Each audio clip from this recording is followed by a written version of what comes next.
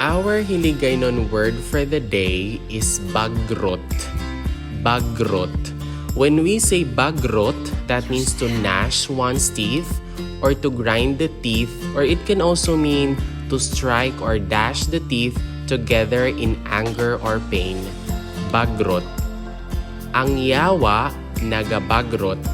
The devil gnashes his or her teeth. Ang yawa nagabagrot. Hindi mo ako pagbagrutan. That means, do not gnash your teeth at me.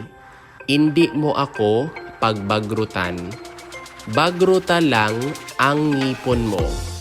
Bagruta lang ang ngipon mo. That means, just grind your teeth.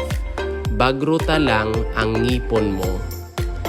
Ang amo nga balita nagpabagrot sa iya sa dako nga kaakig.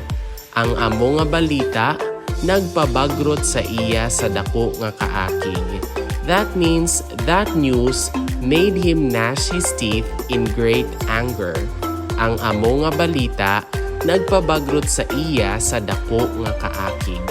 And that is all about our Hiligaynon word for the day, bágrot.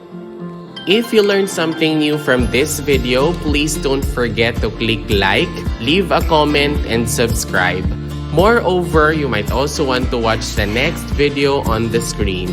Maraming salamat, thank you for watching, and see you in the next video.